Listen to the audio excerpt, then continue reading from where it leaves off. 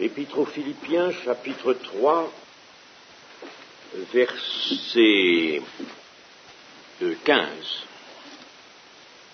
Nous tous donc, qui sommes parfaits, ayons cette même pensée, et si vous êtes en quelque point d'un autre avis, Dieu vous éclairera aussi là-dessus.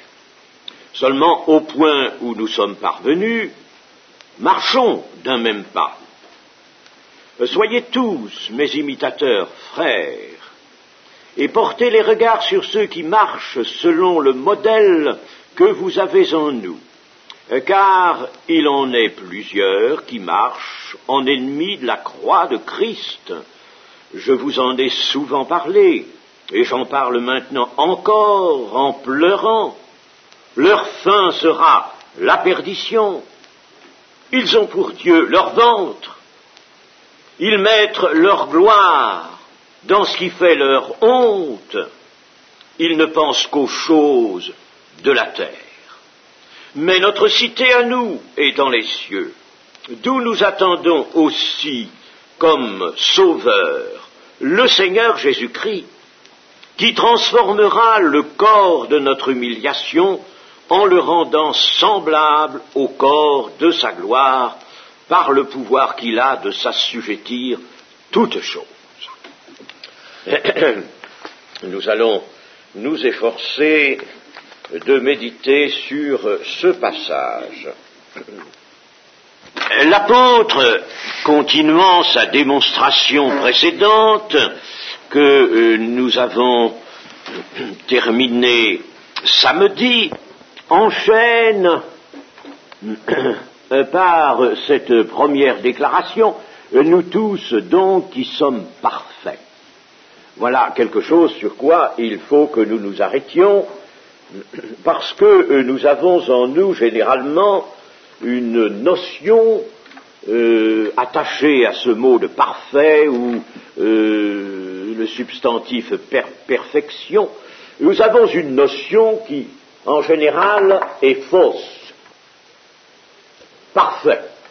Parfait, cela veut dire, dans l'entendement commun, général, qui n'a pas du tout de péché, qui n'a rien à se reprocher et qui vit, par conséquent, avec une conscience absolument nette. Eh bien, ce n'est pas cela. Le sens de ce terme, ou du substantif perfection, dans l'écriture, ce n'est pas cela. La meilleure preuve est dans notre contexte. En effet, un peu plus haut, verset 12, nous lisons « Ce n'est pas que j'ai déjà remporté le prix ou que j'ai déjà atteint la perfection, mais je cours pour tâcher de le saisir, le prix, puisque moi aussi j'ai été saisi par Jésus-Christ. Frère, je ne pense pas l'avoir saisi, mais je fais une chose, oubliant ce qui est en arrière et me portant vers ce qui est en avant. Je cours vers le but pour remporter le prix de la vocation céleste de Dieu en Jésus-Christ. » Ainsi l'apôtre disait précédemment, ce n'est pas que j'ai déjà atteint la perfection. Il n'a pas atteint la perfection, et voici que, 2 versets plus loin, il dit « Nous tous », donc il est avec cela, « Nous tous, donc, qui sommes parfaits ». Il est évident que le mot, ou plutôt du substantif à l'adjectif, on a changé de notion, on a changé de signification. Eh bien, parfait ne veut pas ici signaler une perfection absolue ou, comme on l'entend généralement, la perfection morale. Oui, je dis bien morale. On devrait dire la perfection spirituelle. Parce que ne pas avoir de péché, mes amis, c'est avoir la perfection, bien sûr, spirituelle. Si perfection, nous appelons ça la perfection, n'est-ce pas, c'est avoir la perfection spirituelle. Mais en général, notre notion même de péché est mauvaise. Elle est insuffisante, elle est entachée encore de quelques bribes de notre éducation catholique ou protestante. Oui, en effet, parce que nous pensons que le péché, c'est la faute morale. C'est vrai qu'une faute morale est un péché. Mais dire que le péché, définir le péché comme étant la faute morale, c'est n'en voir qu'un tout petit morceau, qu'un tout petit champ. Le péché, c'est bien autre chose. Et le péché, la notion de péché, se parfait, se complète, c'est-à-dire, et s'enrichit, s'élargit au fur et à mesure que nous progressons dans la vie chrétienne.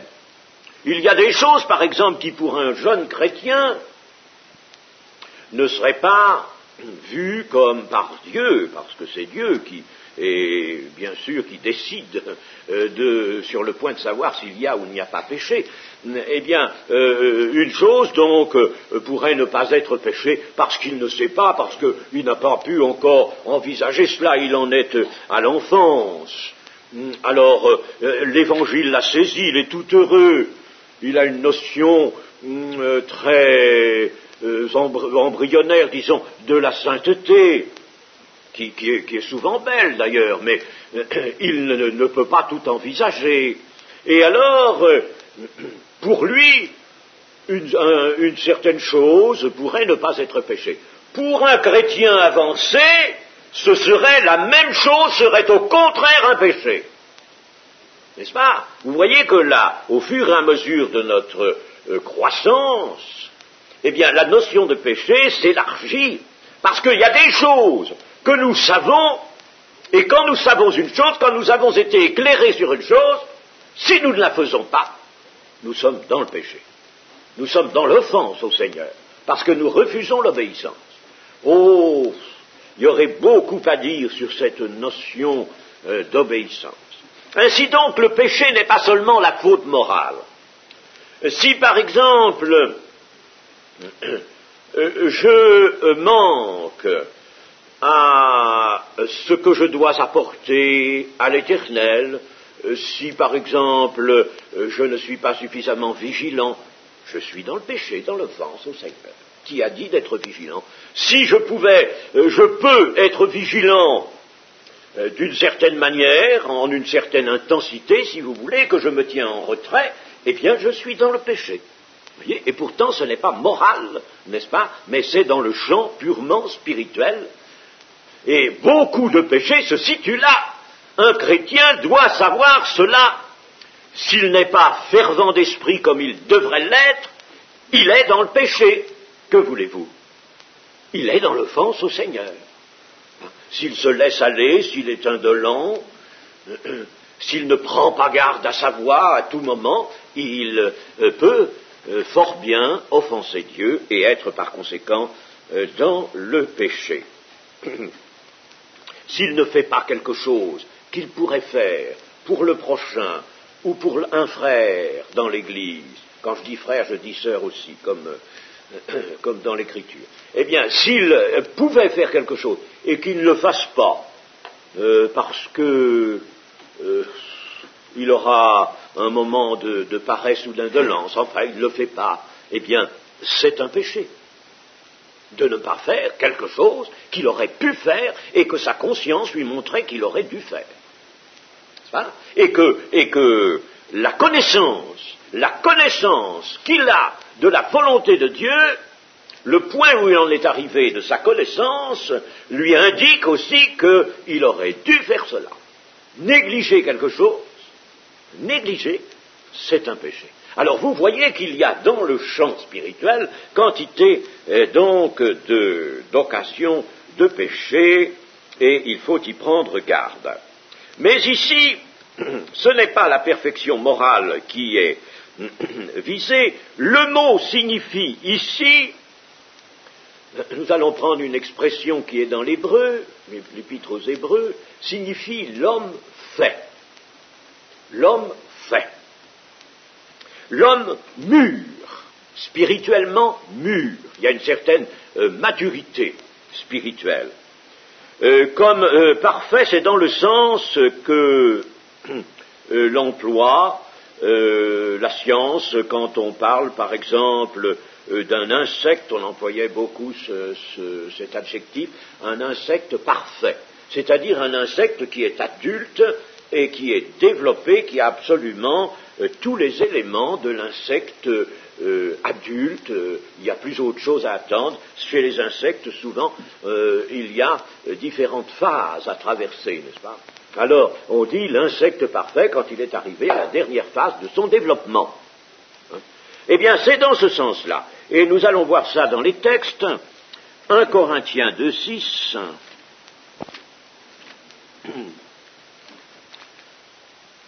Cependant, c'est une sagesse que nous prêchons parmi les parfaits. Sagesse qui n'est pas de ce siècle, ni des chefs de ce siècle qui vont être anéantis.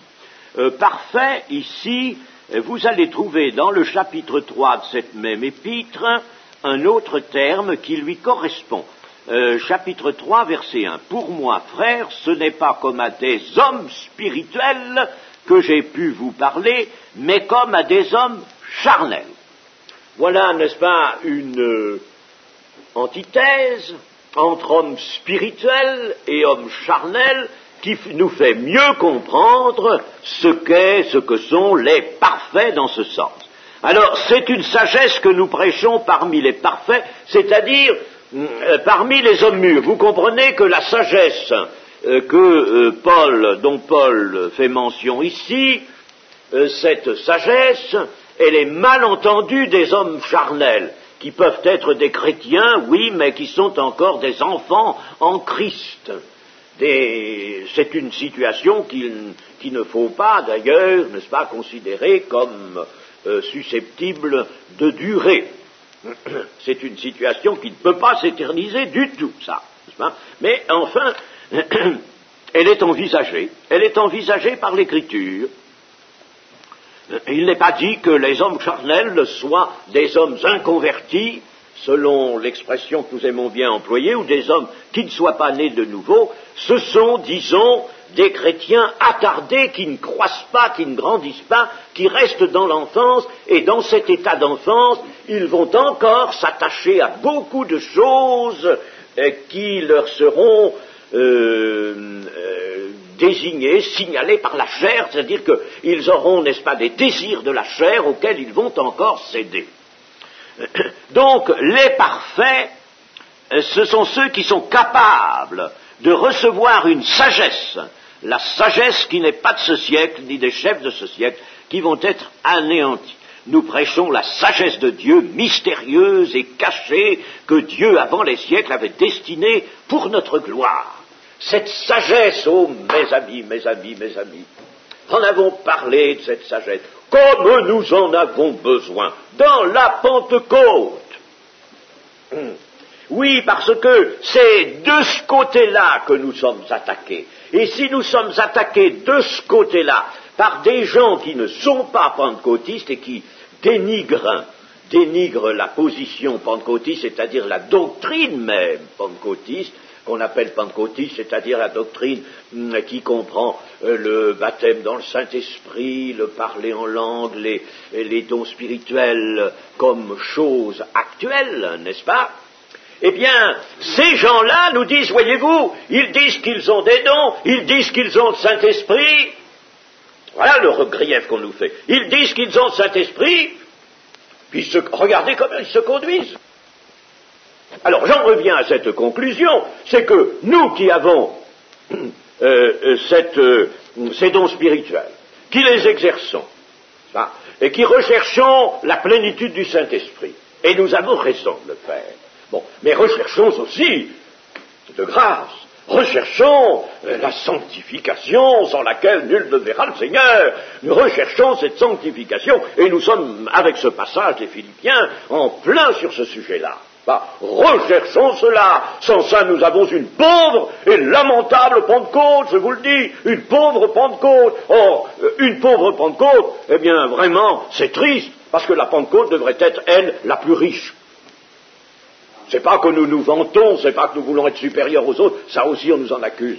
On nous dit, nous ne cherchons pas de comparaison avec les autres, mais des chrétiens spirituels sur toute la ligne. Non seulement par l'exercice des dons dans le culte ou dans les réunions de l'Église, mais aussi par une vie sanctifiée. C'est indispensable. Bon, alors nous allons à un autre passage, 1 Corinthiens 14, 20. 1 Corinthiens 14, 20. Frères, ne soyez pas des enfants sous le rapport du jugement, mais, écoutez bien, pour la malice, soyez enfants. C'est-à-dire, les enfants, on dit en général les tout petits enfants, n'ont pas de malice, n'est-ce pas? Pour la malice, soyez comme des enfants, soyez comme ceux qui ne savent pas se servir de la malice, qui n'ont pas de malice. Il faut voir les petits-enfants comme on les connaissait autrefois, ou comme on peut les connaître dans des familles où on les élève bien, pas dans le Seigneur. Alors, les petits-enfants, ça dit tout de suite spontanément ce que ça pense. C'est vrai ça? Oh, n'est-ce pas? Vous voyez, ça dit, ça pense. Ils n'ont pas de malice, ils ne travestissent pas les choses. Hein. Soyez, mais pour la malice, soyez des enfants. Et à l'égard du jugement, soyez des hommes faits. À l'égard du jugement, c'est-à-dire de la juste appréciation des choses. À l'égard du discernement dont parle Hébreux 5, le discernement, n'est-ce pas? Soyez des hommes faits, des hommes mûrs. Et c'est dans ce sens que nous avons cet adjectif ici de parfait. Et enfin, Hébreux 5, 14... Mais la nourriture solide, oh, il faut lire tout le passage parce qu'il est intéressant. Verset 11, nous avons beaucoup à dire là-dessus et des choses difficiles à expliquer, parce que vous êtes devenus lents à comprendre. Vous, en effet, qui depuis longtemps devriez être des maîtres, vous avez encore besoin qu'on vous enseigne les premiers rudiments des oracles de Dieu. Vous en êtes venus à avoir besoin de lait, et non d'une nourriture. Or, quiconque en est au lait n'a pas l'expérience de la parole de justice, car il est un enfant, mais la nourriture solide est pour les hommes faits, pour ceux dont le jugement est exercé par l'usage à discerner ce qui est bien et ce qui est mal. Des hommes faits, des hommes parfaits, faits ou parfaits, c'est dans le même sens, n'est-ce pas? Vous voyez ici... ces quelques versets, ils ont été écrits spécialement pour la Pentecôte. Hein? Et pour la Pentecôte, ça a été écrit, ça. Eh bien, il ne faut pas, n'est-ce pas, que nous soyons des enfants. Vous, en effet, qui depuis longtemps devriez être des maîtres. Pourquoi depuis longtemps? Parce que vous avez tout reçu du Saint-Esprit. Comme les Corinthiens, au début de la première épître de Paul, on le voit, les Corinthiens avaient été comblés de dons, comblés de tout. Alors, vous devriez être beaucoup plus avancés, n'est-ce pas, nous dit ce texte ici.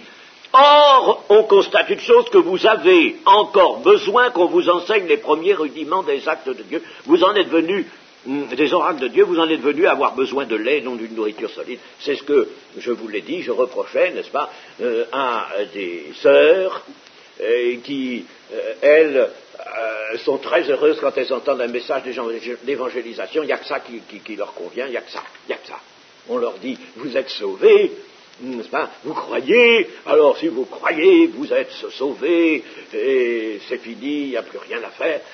Alors, elles aiment ce message-là, elles aiment ça, elles ont besoin de laisser. C'est pour ça que je les ai reprises. N'est-ce pas, c'est sur la base de ceci, de ce qui est dit là. Vous auriez besoin, aujourd'hui, vous devriez avoir besoin d'une nourriture solide. Vous qui êtes dans l'Église depuis tant d'années. Et les sœurs à qui j'ai dit ça, il y a 30 ans, sont chrétiennes. Il y a 30 ans, puis maintenant elles recherchent encore le simple message d'évangélisation, c'est-à-dire le simple énoncé de la foi, de l'entrée dans l'Église. Alors qu'elles devraient avoir marché, progressé, qu'elles devraient être en route et rechercher les profondeurs de Dieu avec l'esprit qui leur a été donné. Enfin, vous voyez comme ça, c'est quelque chose, n'est-ce pas, qui attriste, voyez-vous, n'est-ce pas, qui attriste. Il y a un ministère pastoral dans l'Église, pourquoi faire? C'est pas pour annoncer l'évangélisation. Ministère pastoral, c'est un ministère pour les brebis du Seigneur. Il y a les agneaux. Paix mes agneaux, paix mes brebis. Les agneaux et les brebis, ça fait deux choses, n'est-ce pas? Eh bien, les agneaux, je comprends qu'on leur donne du lait encore, mais les brebis, il faut leur donner une nourriture solide. Alors, vous voyez que l'apôtre Paul, n'est-ce pas, désire voir dans ces églises des parfaits, c'est-à-dire des hommes faits. Nous tous, donc, qui sommes parfaits, lorsque cette étape que nous venons de voir dans Hébreux 5, lorsque cette étape est réalisée, c'est-à-dire qu'au lieu qu'on a quitté l'enfance, on a quitté l'enfance et le lait spirituel qui a été nécessaire, comme un bébé, il a besoin de lait. Un bébé, on ne peut pas lui donner de la nourriture solide, on le ferait mourir. Mais quand on a quitté cette étape de l'enfance et qu'on est arrivé à la maturité, je ne dis pas que c'est la perfection dans le sens de l'impossibilité de tout péché, n'est-ce pas? Mais on est arrivé à l'état de maturité. Maturité, un chrétien mûr. Eh bien, quand on a atteint cette étape, eh bien, alors l'apôtre Paul nous dit quelque chose. Il nous dit, ayons cette même pensée. Ayons ensemble cette même pensée. Quelle pensée? Eh bien, celle qu'il vient d'exprimer, que nous avons vue samedi matin, n'est-ce pas? Je cours vers le but pour remporter le prix de la vocation céleste, oubliant ce qui est en arrière et me portant vers ce qui est en avant. Alors là, on cherche la perfection. Il court vers la perfection, laquelle? La perfection absolue, la perfection de Dieu. C'est celle-là, n'est-ce pas? Alors, il est parfait, c'est-à-dire les membres de l'Église sont parfaits, ce qui veut dire qu'ils ont atteint ce stade de la maturité, d'hommes faits, n'est-ce pas? Mais tous hommes faits qu'ils soient, hein, ils courent ensemble dans une même pensée, et c'est alors qu'ils peuvent avoir une même pensée, ils courent vers la perfection absolue. Je ne crois pas encore l'avoir saisi, la perfection absolue, dit Paul, mais je cours vers le but. Soyez parfaits comme votre Père Céleste est parfait. C'est dans ce sens-là, ça c'est la perfection absolue. Et le Seigneur Jésus nous l'a mise devant nous. Soyez parfaits comme votre Père Céleste est parfait. Le Seigneur Jésus voulait dire ceci, si vous élevez vos âmes, vraiment, au-dessus de la terre, au-dessus des contingences et des, disons, de la vie, du mode de vie que vous avez vécu jusque-là et que vivent les païens. Si vous élevez vos âmes, alors vous allez aller vers la perfection. Vous tendez vers la perfection de Dieu, de votre Père. Ayons une même pensée. Cette pensée, la voici en somme développée. Nous pouvons dire que l'entrée dans la vie chrétienne, il faut toujours y penser, nous y revenons, n'est-ce pas? Et Paul nous y fait revenir souvent. Elle a été quoi? Repentance, foi en Jésus-Christ, pardon reçu, régénération de l'être intérieur, et c'est à ce moment-là, avons-nous dit, que le croyant a été saisi par Jésus-Christ. Il a été saisi par Jésus-Christ parce qu'il s'est repenti, parce qu'il a cru. Alors à ce moment-là, il est né de nouveau et il est devenu un homme régénéré. Mais entre le point de départ et l'entière consécration du cœur et de la vie, qu'y a-t-il entre ce point de départ de la conversion, de la nouvelle naissance? Et nous avons dit, nouvelle naissance, nous prenons l'expression de Paul, j'ai été saisi par Jésus-Christ. Bien, mais il veut lui aussi saisir Jésus-Christ, n'est-ce pas? Alors entre ce point de départ de la nouvelle naissance et puis l'entière consécration du cœur et de la vie, il y a une marche, il y a même une course, nous disait l'apôtre précédemment, il y a une course, et cette course doit nous permettre de remporter le prix de la vocation céleste de Dieu en Jésus-Christ. Entre le point de départ et le point d'arrivée, Alors le point d'arrivée, ce sera de remporter le prix, la vocation céleste, d'atteindre la perfection. Pierre nous dit quand vous aurez souffert un peu de temps. Il est bien gentil, l'apôtre Pierre, mais quand il dit un peu de temps, ça veut dire peut-être des dizaines d'années. Bon. Quand vous aurez souffert, c'est-à-dire lutter, batailler, lutter contre le péché même, parce qu'il y tient l'apôtre Pierre aussi, lutter contre le péché, hein, eh bien alors le Seigneur vous rendra inébranlable et il vous élèvera à la perfection. Le dernier, n'est-ce pas, le dernier assaut à faire, le dernier saut, disons, à faire, c'est le Seigneur qui nous le fera faire, bien sûr. Sur cette terre, un cheminement qui se prolongerait ou une course qui se prolongerait ne nous permettrait même pas d'atteindre ce but-là sur la terre. Mais le Seigneur nous le fera faire. Seulement, ça c'est le point d'arrivée, n'est-ce pas? C'est le but du coureur. Nous avons vu l'autre jour le point de départ. J'ai été saisi par Christ, ça veut dire j'ai été mis sur la ligne de départ, en homme prêt à la course, c'est-à-dire homme régénéré. J'ai été mis sur la ligne de départ. Et puis, je me suis élancé avec les autres, n'est-ce pas, pour courir et atteindre le prix de la vocation céleste. Mais entre ce point de départ et le point d'arrivée, il y a, nous montre l'apôtre ici, il y a une sorte de stade, il y a une étape qui est atteinte, et cette étape, c'est celle de l'homme fait, du parfait, où le croyant devient alors le véritable disciple accompli de Christ. C'est à partir de ce moment où il est un homme fait que l'on peut avoir une même pensée et marcher, comme dit le Seigneur, d'un même pas. Il est évident, n'est-ce pas, que si vous avez dans l'Église, quand vous avez dans l'Église, n'est-ce pas, des jeunes convertis qui ont besoin d'être instruits, ont besoin de lait, il faut leur découvrir beaucoup de choses. Avec la connaissance, ils vont découvrir tout un horizon nouveau qu'ils ne connaissaient pas, n'est-ce pas? Ils sont régénérés, oui, ils sont comme un petit enfant qui sort du sein de sa mère. Il ne sait rien de la vie, ils ne savent rien de la vie nouvelle. Alors, ils vont être instruits dans l'Église, par la parole de Dieu, par le Saint-Esprit, par les ministères qui vont s'exercer dans l'Église. Vous voyez comme, par conséquent, ces ministères doivent être vraiment solides, n'est-ce pas? Solides, parce qu'il y va vraiment du salut de ces gens-là. Ce n'est pas tout de baptiser des gens, c'est pas fini, ça commence. Quand on a baptisé, c'est pas fini. Eh bien fini, on a tort de considérer que quand on a baptisé des gens, ça y est, c'est fini, ça quitte. Mais non, ça commence.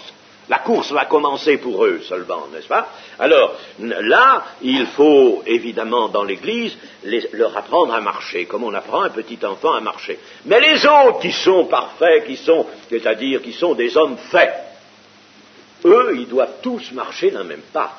Et vous savez, un petit enfant, comment il apprend à marcher? L'expérience a été faite d'ailleurs. Eh bien, c'est en regardant les grandes personnes marcher, qu'il apprendra à marcher. Parce qu'un petit enfant, eh bien, il est très observateur, il a un petit esprit qui est observateur, et il sait imiter. Il sera donc incité à la marche par ceux qui marchent. Il faut que l'Église marche. Il faut que les autres, ceux qui sont les hommes faits, marchent d'un même pas pour que toute l'Église se mette en mouvement. Cette pensée qui est de courir pour saisir pleinement Christ, c'est-à-dire pour atteindre, selon une autre expression, la stature parfaite de Christ, cette pensée doit donc animer la vie chrétienne véritable, et c'est alors que l'on se trouvera placé dans une marche bien orientée. Une marche bien orientée. Et c'est alors que l'on cherchera vraiment le royaume de Dieu et sa justice, et que l'on sera sous l'action du Saint-Esprit. Voyez-vous, si nous atteignons, n'est-ce pas, cette étape de l'homme fait dans l'Église, nous marcherons tous comme un seul homme. Et alors là, il est évident que l'Église sera forte, nous chercherons tous le royaume de Dieu. S'il y a des divergences dans la pensée entre les membres de l'Église, c'est que la connaissance a besoin d'être portée plus loin. La connaissance est insuffisante. C'est pas toujours, n'est-ce pas, s'il n'y a pas une même pensée, c'est pas toujours à cause des gens qui ont un zèle amer ou qui ont toujours dans le cœur des choses amères, des choses acides, des choses désagréables, n'est-ce pas? Il y en a comme ça, mais enfin c'est pas tellement eux que le Saint-Esprit peut très bien ceux-là les coincer ou les empêcher de faire du mal. Mais c'est parce que la connaissance a besoin d'être portée plus loin. Et Dieu se propose de nous donner les lumières intérieures utiles. L'Esprit conduit dans toute la vérité, faut pas l'oublier, c'est pas écrit pour les apôtres ou pour simplement les écrivains sacrés, comme l'ont dit de pauvres commentateurs. Je suis le chemin, la vérité, la vie, nul ne vient au Père que par moi. Il faut la saisir, cette vérité. Quand on a encore les lambeaux de l'erreur, les lambeaux d'ignorance, on ne peut pas venir à la lumière. Il faut la vérité. Il y a en effet des insuffisances de connaissances qu'il ne faut pas considérer chez les autres avec mépris ou de façon supérieure, n'est-ce pas, se disant « moi je connais mieux qu'eux, moi je sais ». Non, pas du tout, ça c'est très mauvais. Ah, c'est de l'orgueil, tout simplement. Non, mais il faut savoir que dans l'Église, nous avons besoin de connaissances, il faut savoir que chacun de nous a besoin de connaissances, il faut la demander par la prière, et puis le Seigneur la donnera de la manière dont il convient de la donner. Alors, ensuite, nous arrivons au verset 17, « Soyez tous mes imitateurs, frères, et portez les regards sur ceux qui marchent selon le modèle que vous avez en nous. » Eh bien, vous savez, si Paul avait écrit ça sans être vraiment inspiré par le Saint-Esprit, moi, je ne me hasarderais jamais à dire une chose pareille me concernant, parce que le Saint-Esprit ne m'a pas dit de le dire, et que si je le disais, ce serait de mon propre chef, et ce serait, par conséquent, quelque chose d'ignoble. Ignoble, tout simplement, que quelqu'un dise « Prenez-moi comme modèle, marchez comme moi ». Oh, nous avons tous besoin de dire « Seigneur, fais-nous marcher, permets-nous de marcher dans la lumière et de ne pas nous égarer, n'est-ce pas ? Nous sommes suspendus à la grâce de Dieu pour cela. » Mais l'apôtre Paul a reçu mandat de dire cela. « Soyez tous mes imitateurs, frères. » Non pas qu'il avait par conséquent là une conscience, disons, humaine, une conscience humaine de ce que lui, il marchait bien, de ce que sa marche était vraiment une marche modèle. Non, c'est que le Saint-Esprit l'a chargé de dire cela. Pour nous montrer ceci, tenez, vous avez vu ce Paul ? Eh bien, on va vous dire ce qu'il était, on va vous dire ce qu'il a fait. Hein ? Comment il agissait en ennemi, lui, de l'Église, persécuteur de l'Église. Bon, eh bien, un jour, il a été couché, alors qu'il allait à Damas pour persécuter précisément des chrétiens, n'est-ce pas, et avec des résolutions bien arrêtées, ils allaient voir ces chrétiens, n'est-ce pas, ce qu'on allait en faire, et il avait la pensée de meurtre, la pensée. Eh bien, alors le Seigneur lui a donné un ministère pour que nous voyions que cet homme, qui était par conséquent à l'opposé de l'Église, qui était l'ennemi du Seigneur Jésus, n'est-ce pas, loin du Seigneur Jésus, l'opposé du Seigneur Jésus, si je puis dire, eh bien cet homme-là, il devient chrétien, il devient apôtre de l'Église, et il devient un modèle dans l'Église.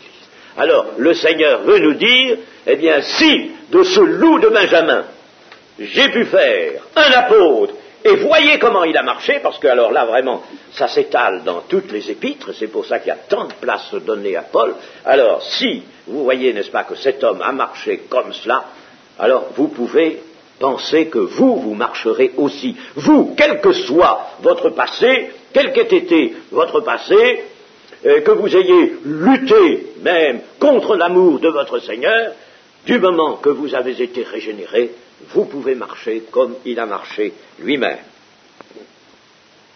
Il faut bien sûr que tout ancien dans l'Église soit le modèle du troupeau. Bien sûr, cela est dit dans Pierre, cela est rappelé dans 1 Timothée 4,12, dans Tite 2,7. Je ne vais pas revenir sur toute cette question, mais Paul nous montre son expérience, sa marche en avant, et si lui, homme méchant, peut la réaliser, depuis qu'il a été saisi par Jésus-Christ, eh bien, il doit en être de même pour tout chrétien. Dans 1 Corinthiens 11, verset 1, l'apôtre nous dit encore cela, « Soyez mes imitateurs, comme je le suis moi-même de Christ. » Paul est imitateur de Christ, d'autres peuvent l'être aussi comme lui. Parce que il aurait pu venir cette pensée que le grand modèle, Christ, était vraiment trop loin de nous.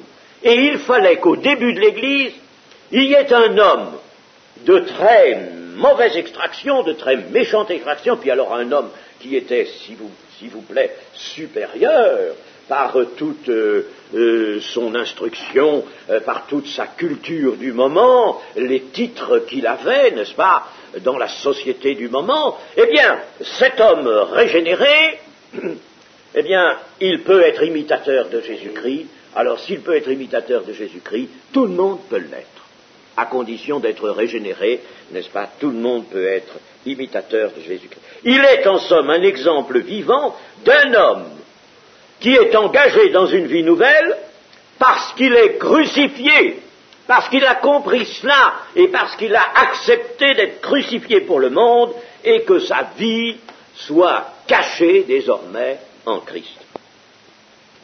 Et nous avons dans le verset suivant l'opposé, car il en est plusieurs qui marchent en ennemis de la croix de Christ. Je vous en ai souvent parlé et j'en parle maintenant encore en pleurant. Alors évidemment, on comprend pourquoi ici, dans ce passage, l'apôtre Paul se soit à nouveau, je dis à nouveau parce qu'il l'avait déjà fait, proposé comme modèle, selon le modèle que vous avez en nous, n'est-ce pas?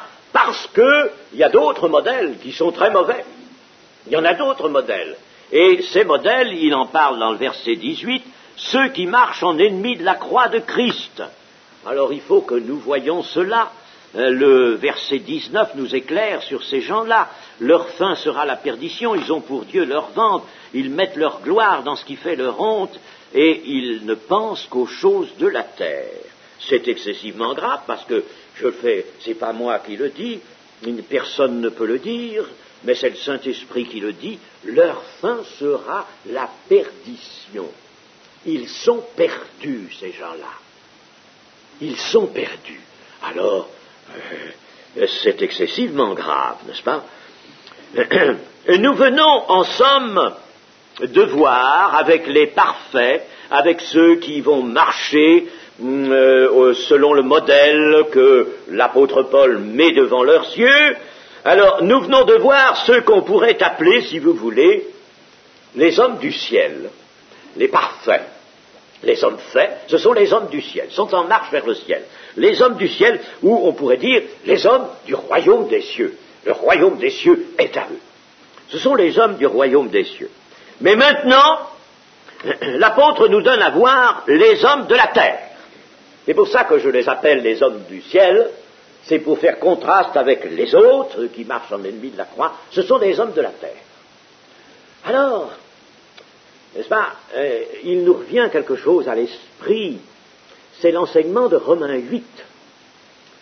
Marcher ou vivre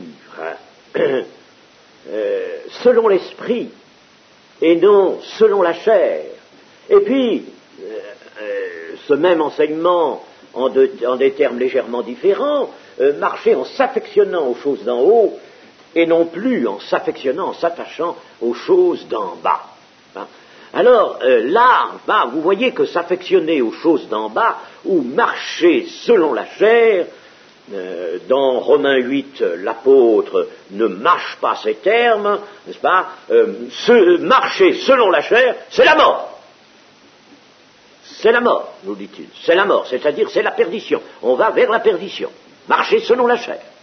La chair ne peut pas hériter le royaume de Dieu. Alors, si on marche sur les directives de la chair, c'est la mort.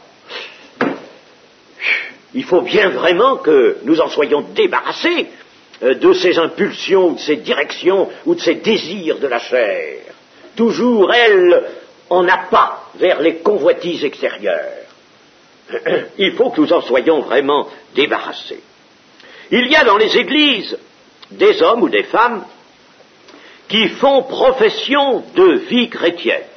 Ont-ils été régénérés? Ne l'ont-ils pas été? Nous ne pouvons pas répondre à cette question. Et ce ne serait pas dans la ligne d'un enseignement fidèle, cela. Nous n'avons pas à répondre à cette question. C'est bien possible qu'ils aient été régénérés, qu'ils soient retombés, n'est-ce pas? C'est bien possible. Ils n'ont pas grandi, ils ont été des enfants, ils sont restés des chrétiens charnels, puis la chair a repris tous ses droits. Enfin, seulement, de tout sens, que voit-on extérieurement? Qu'ils aient été régénérés un temps ou qu'ils ne l'aient pas été du tout, ce sont des gens qui imitent très bien la vie chrétienne. Ils imitent par certains côtés seulement, ils imitent la vie chrétienne. Et en réalité, ils sont des ennemis de la croix de Christ. Et cette position est absolument terrible. Ce sont en somme des gens qui ont l'art du mimétisme. Le mimétisme chrétien. J'en ai parlé aussi de ça.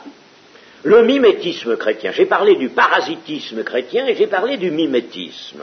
Pas cette année, mais d'autres fois. Et le mimétisme, c'est quelque chose d'extraordinaire. Ça existe dans la nature. Hein. Le type de cela, c'est le caméléon.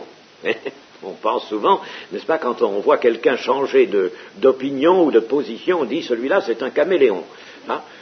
Il s'adapte à l'ambiance, à la situation générale du moment. Eh bien, ils sont en effet comme cela dans l'Église, ils ont l'art du mimétisme. Et alors, ils imitent.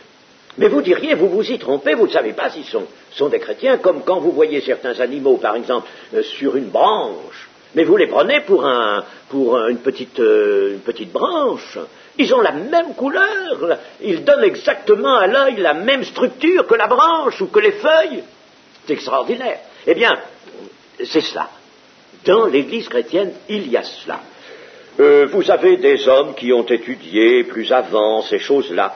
Vous avez par exemple Scofield, dont je parlais l'autre jour, qui est l'auteur des notes d'une Bible. Je ne suis pas d'accord avec lui sur ses notes, mais enfin, Scofield a écrit en anglais des ouvrages.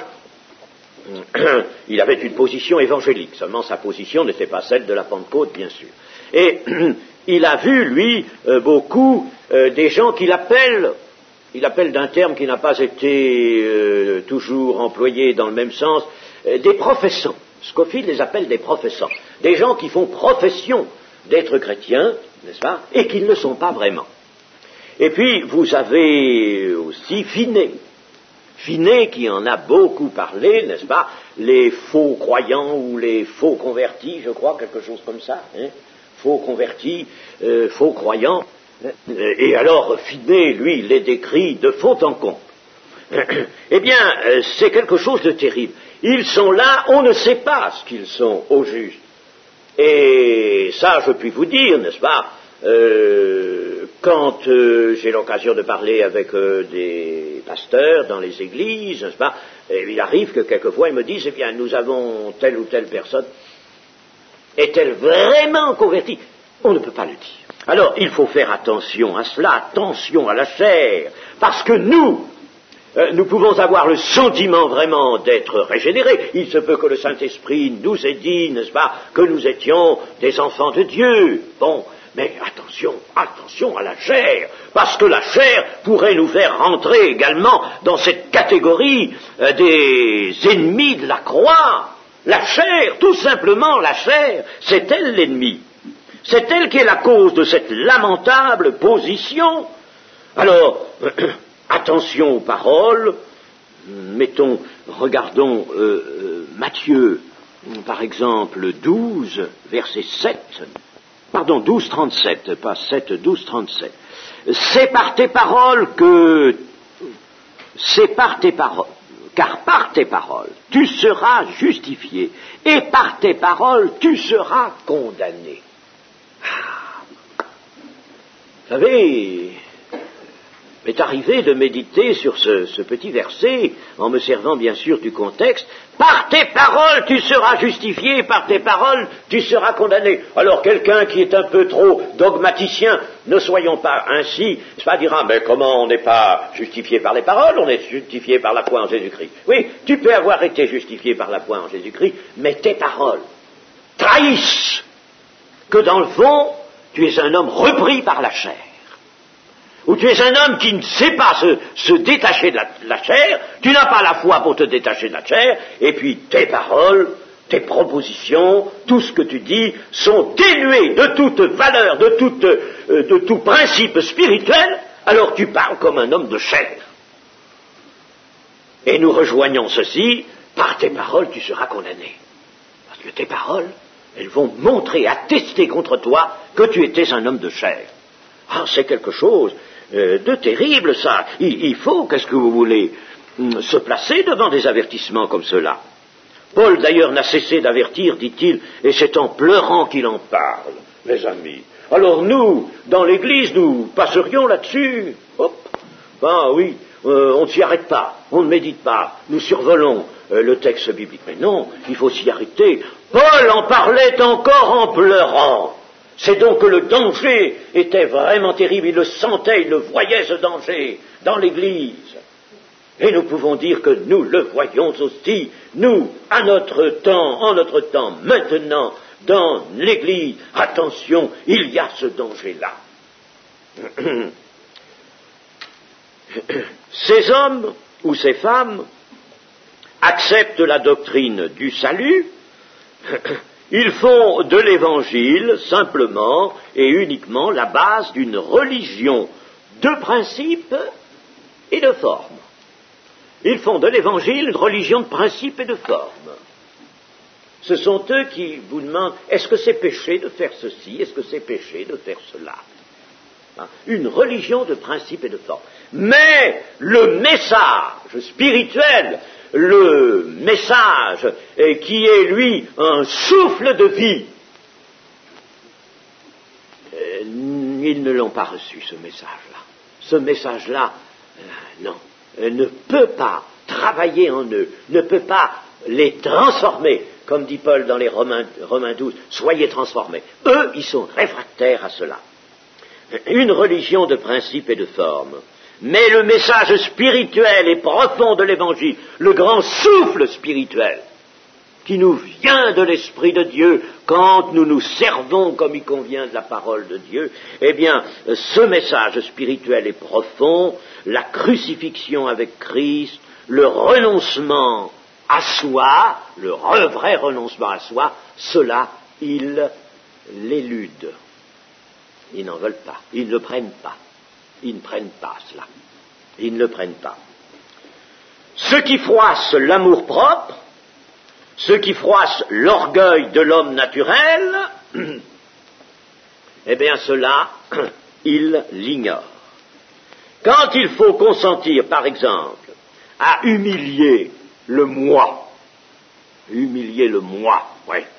c'est ce moi qui est en nous, cette personne qui est juchée sur son amour-propre, comme on dit, n'est-ce pas? L'amour-propre, on appelle ça de l'amour-propre.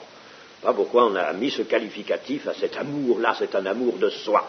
Bon, alors, ce moi qui est là, n'est-ce pas? Eh bien, il faut qu'il soit humilié. Il faut qu'il soit crucifié. Alors là, quand il s'agit de ça, vous les voyez se dérober, ils disent rien, ils sont silencieux, ils se mettent là, ils laissent faire, ils laissent dire, ils laissent faire dans l'Église, mais eux, ils ne touchent pas, ils ne prennent pas, ils s'écartent. Mais quand il s'agit d'organiser matériellement les lieux de culte ou des fêtes ou des grandes rencontres, ils sont imbattables. Ils sont imbattables. Oui, ils sont là. Ils sont là. Ils sont même souvent aimables. Ils sont aimables, ce ne sont pas des gens rébarbatifs. Ils sont aimables. Seulement, le spirituel n'a aucune prise sur eux. Ce sont des gens sympathiques, des gens aimables pour beaucoup, enfin, n'est-ce pas? Mais, je vous le dis, n'est-ce pas, le souffle véritable, non, ils ne le reçoivent pas.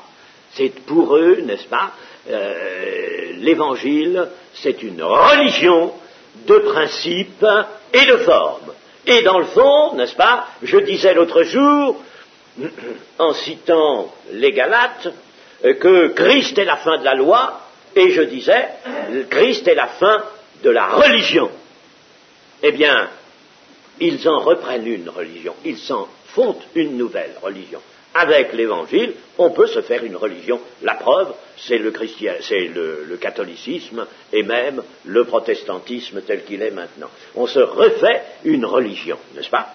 Eh bien, voilà ce que sont ces gens-là. Ils sont aimables, ce sont des amis, ils se font volontiers les amis de tous, tant qu'il n'est question que de satisfaction sentimentale, purement charnelle, des relations agréables, mais purement sentimentales. Il n'y a que ça, il n'y a que cela.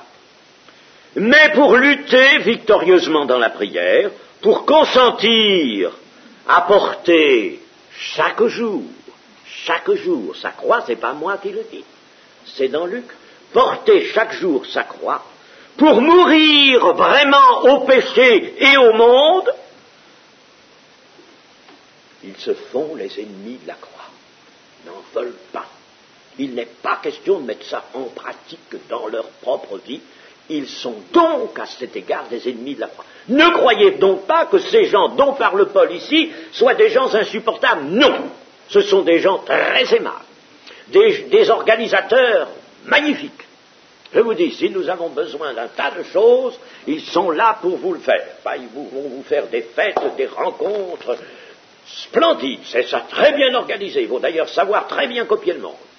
Mais quant à mourir au monde, il n'est pas question. Ils ne peuvent pas. Ils ne sont pas morts au monde. Ah, c'est très grave. Ils se font donc des ennemis de la croix, de la vraie crucifixion des disciples. Et lisons encore dans les Galates 2. Galates chapitre 2, verset 20. Ce que dit l'apôtre Paul. J'ai été crucifié avec Christ, et si je vis, ce n'est plus moi qui vis, c'est Christ qui vit en moi. Si je vis maintenant dans la chair, je vis dans la foi au Fils de Dieu, qui m'a aimé, qui s'est livré lui-même pour moi. Je ne rejette pas la grâce de Dieu, car si la justice s'obtient par la loi, Christ est donc mort en vain. Je vis dans la foi au Fils de Dieu, qui m'a aimé, qui s'est livré lui-même pour moi. J'ai été crucifié avec Christ. Voilà ce que l'apôtre nous dit. Eh bien, ces hommes, quoi qu'ils soient aimables, quoi qu'ils se mettent souvent au service des nécessités de l'Église concernant les nécessités de l'organisation, les nécessités matérielles, auxquelles on donne souvent d'ailleurs beaucoup trop d'importance, n'est-ce pas? Eh bien, ces hommes, malgré tout, sont dangereux, tout aimables qu'ils soient. Ils sont dangereux, et parce qu'ils entraîneraient volontiers les églises dans leur propre position. À prendre l'Évangile, prendre la doctrine de l'Évangile, et accommoder la vie de l'Église à beaucoup de satisfactions actuelles, de satisfactions immédiates, de satisfactions sentimentales et joyeuses, ils sont les plus forts. Pour eux, ce terrain-là, c'est le leur. Ça leur convient. Accommoder la vie de l'Église, je dis bien la vie de l'Église, à toutes sortes de bonnes et copieuses satisfactions sentimentales. L'Église devient une grande famille. On se souhaite les anniversaires. On ne se souhaite plus les fêtes parce que ça choque. C'est le calendrier catholique. Mais on se souhaite les anniversaires, on se reçoit, vraiment, n'est-ce pas, c'est une famille, une grande famille. Et c'est pas ça. Et nous ne sommes pas du tout là, n'est-ce pas, vraiment dans la course. L'Église, avec eux, deviendrait vite un cercle familial joyeux, où au cours de rencontres bien organisées, l'on goûterait la douceur d'une vie de facilité. Une vie de facilité, voilà ce qu'ils recherchent. Eh bien, de telles influences sont dangereuses. Ces hommes ne pensent qu'aux choses de la terre. Et ils veulent redonner aux choses de la terre une couleur d'évangile, un petit reflet d'évangile. Parce que les choses de la terre, connues et consommées dans un certain ordre qui découle de l'évangile, chers amis, c'est pas mauvais pour la chair. La chair goûte très bien cela. La chair goûte cela. Et quand on nous dit, par exemple, que le christianisme a apporté une morale très appréciée à notre société occidentale, le christianisme, eh bien, savez-vous en réalité ce qu'on loue ainsi? Eh bien, on loue tout simplement ce que je viens de dire, c'est-à-dire qu'on a pris, n'est-ce pas, de l'Évangile les moyens d'établir un certain ordre, de tenir les gens dans une certaine, disons, discipline morale, et puis de permettre alors à toute la société de goûter, surtout à certains, de goûter les satisfactions de la vie, n'est-ce pas, les douceurs de la vie, d'entrer dans une vie de facilité, mais une vie qui ne consiste qu'à goûter les choses de la terre, pas autre chose. C'est ça, mes amis. Goûter les choses de la terre. S'attacher, s'affectionner aux choses d'en bas, aux choses de la terre. C'est très puissant dans l'enseignement de l'Évangile, ça. Il faut que nous soyons détachés de ces choses-là. Et quelle sera la fin de ces gens-là que l'apôtre voit véritablement sans aucune indulgence? Il n'y a pas d'indulgence, n'est-ce pas, ici, dans la parole de Dieu. Eh bien, il les voit comme des ennemis de la croix de Christ. Et que dit-il? Eh bien, c'est que leur fin sera la perdition. Ce ne sont pas des grands corrompus, pas du tout. Pas du tout. Leur fin sera pourtant la perdition. Parce que, n'est-ce pas, vous voyez, ce qu'ils ont cherché, là, l'apôtre caractérise leur attachement aux choses de la terre. Ils ont pour Dieu leur ventre, ils mettent leur gloire dans ce qui fait leur honte, et ils ne pensent qu'aux choses de la terre. Ne croyez pas que cela signale des gens absolument corrompus. S'ils étaient très corrompus, on les mettrait en dehors de l'Église. Mais ils restent dans l'Église, ils sont dangereux pour l'Église. Eh bien, je vais m'arrêter là ce matin et nous reprendrons ce passage demain, Dieu voulant.